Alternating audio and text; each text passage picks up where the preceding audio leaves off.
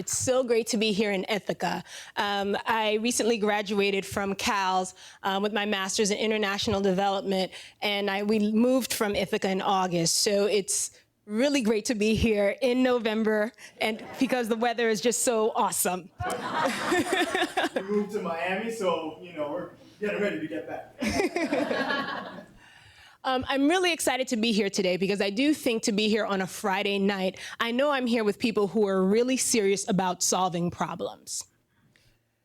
All of us here want to solve some form of a problem, whether it be a health issue, whether it be related to environment, poverty. All of us are here because there's a burning issue that we want to solve.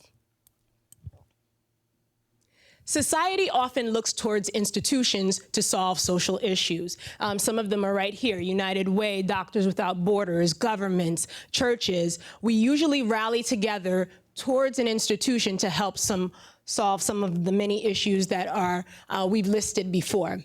However, we've spent $334 billion in 2013 investing in nonprofits and in foundations, but how close have we come to solving many of the social issues that we've been spending our money on and that we've been fighting and putting our time into?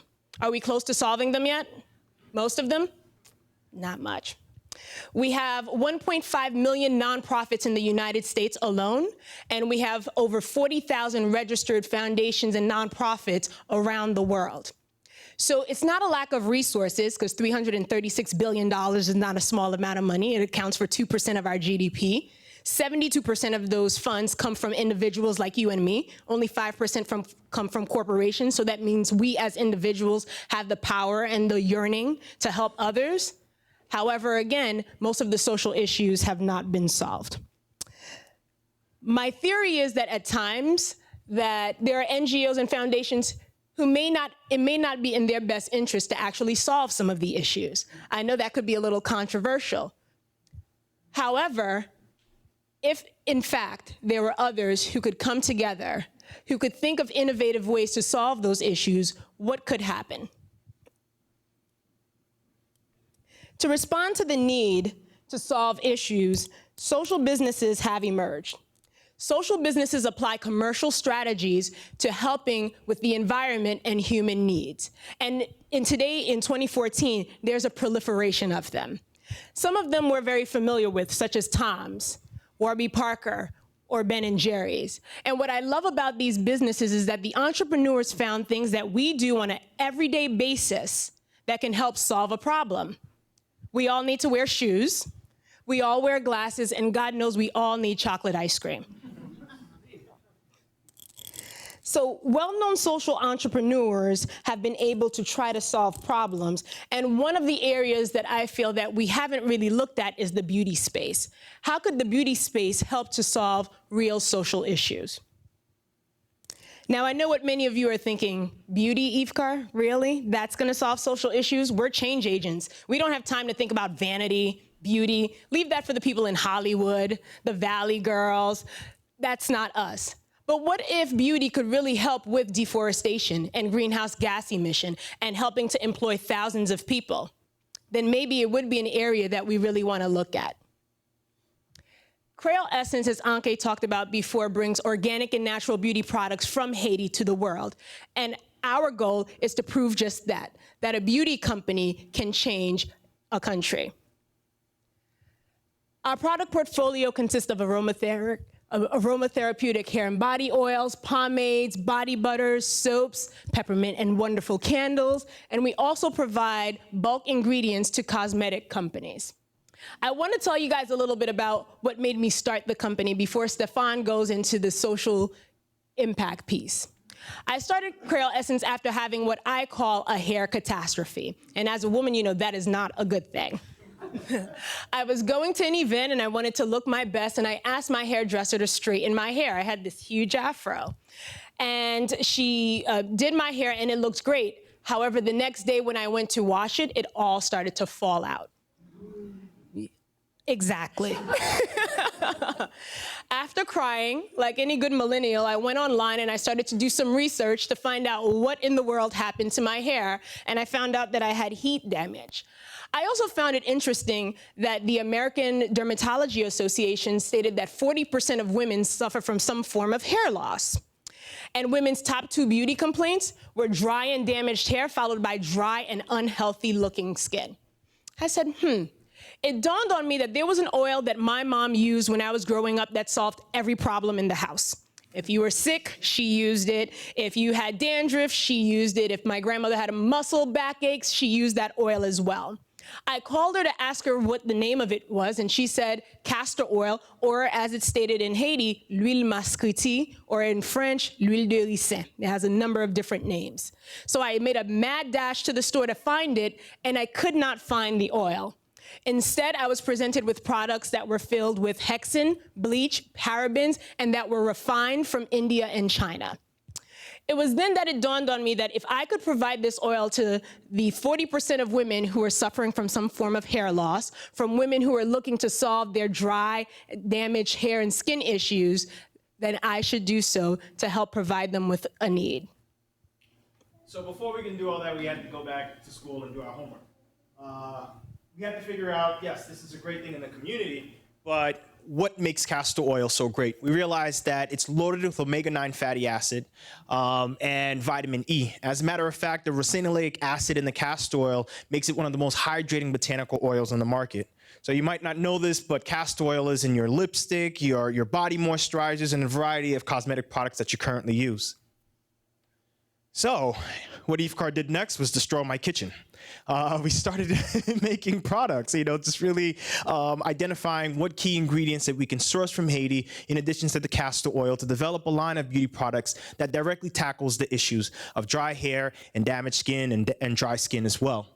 Our products that we made the commitment to be paraben-free and petroleum-free, going back to nature and things that's coming right back into the body. So I got you guys excited. I'm sure you guys want to tweet about us right now. Pull out the phones, or visit us on Creole Essence or the local Green Star here in Ithaca. But before you guys go off and do all that, I do want to go back to Yve-Car's point with regards to the social issue and how cosmetic products can really tackle these things. So within the next 3 years, we're developing 300 jobs in rural Haiti. In order to do that, one of the things that we did was partner up with Funcoze, which is one of the largest microfinancing organizations in Haiti, to develop a employment pipeline for rural Haitian women. Now, they've been developing castor oil for generations. It's something that's been passed on from generation to generation. And so we want to develop that pipeline for women graduating out of a Funcoze program to directly gain employment. In addition to that, we're working with local farmers to cultivate the castor seed and a variety of women to produce it for us.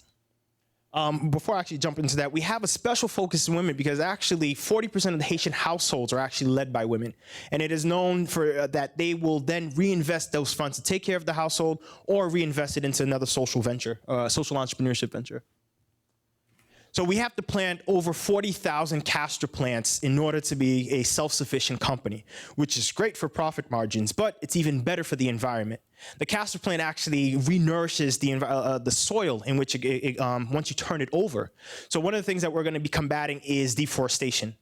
Rather than having to cut down trees or the vegetation, we're actually employing farmers to handle or to purchase their seeds from them at an above market value rate.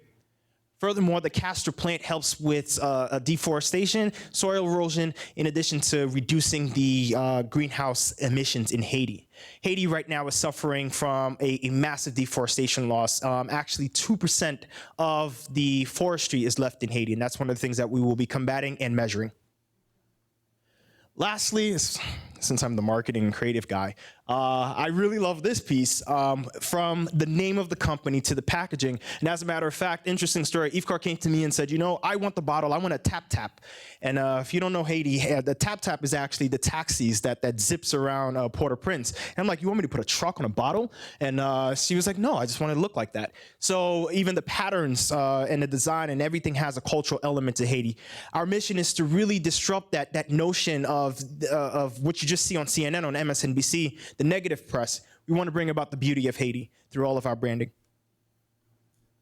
So as you can see, we want to do good, we want to be good, but being good and doing good doesn't get all the investors excited to give them more their money. And we had to develop a business concept and a business model to show that we can be a self-sufficient company. So one of the first things that they'll ask is, do you have a market? Well, we knew we had a market. Yve-Car identified a problem. And we also recognized that 42% of millennials who identify themselves as multi-ethnic or biracial will walk into a store and experience the same issue that Yve-Car had. Yet few companies are actually tapping into this market, and it's a $507 billion market. And so although our products are great for all hair types and skin types, we wanted to go after an underserviced market of 25 million women of color throughout the United States, the Caribbean, as well as within Europe. The other question that you'll be asked is, what is your business model? How do you make money? Well, one of the things that we decided to do is to be both a retail and a wholesale company. And we became that only because a week after launching our website, we were actually approached by one of the largest retailers of personal care products as well as health-based products for them asking us to sell them Haitian castor oil. So that gave us the idea, let's sell the castor oil in bulk while we generate revenue for the company and build up the Creole Essence brand. The other question is, can you scale? In order to tackle some of these social issues we set out to do, we realized that we needed a big company and we needed big revenue in order to do that. So we realized that our competitive advantage was the ability to have access to over 15,000 farmers and producers in Haiti. That really gives us the opportunity to scale, and when the big retailers come knocking down our door, so if anybody has contacts for Whole Foods, tell them to call me. We'll be ready. We're ready. We have the workforce. Haiti is an hour and a half away from Florida via flight, so well positioned in order to meet the market demands. And the fun part, what are your financials? That's something that kept us up for a couple months, going over and learning about profit and loss, your cash flow, what your runway is, which essentially how much money do you have and how fast you can get rid of it, or you have to spend on things. And so these are all things that we had to agonize and figure out, and those are all things that investors will want to know when you set up those meetings and have that meeting. So we're essentially estimating that we have a profit margin or product margin of 50 to 89%, which is going to be great for the company and allowing us to have the revenue to meet the social issues that we want to tackle. So Stephane illustrated many of the things that we had to think about as a social venture. One was how we were going to measure our KPIs, our key performance indicators socially, but also how we were going to ensure that we were going to be a viable business. Because one of the things that we see is that many organizations go out of business if they can't raise enough money, if they don't have the support of certain foundations. So one of our key goals is to make sure that we are self-sustaining. While we were planning, the other thing that was important for investors as well as those who we partner with was to see that our hypotheses were rooted in reality. So in order to make sure that we were able to present valid numbers, we ran a pilot for the last year and a half. And for that, in about a year and a half, we had $100,000 in sales. We had over 3,000 customers, and we sold over 10,000 products. We've also been featured in the Huffington Post Impact. We recently had 2 articles written on us by Virgin Mobile, Richard Branson, and PR, the Embassy of Haiti. And it's been great to see lots of buzz and lots of encouragement for folks about the company and our products.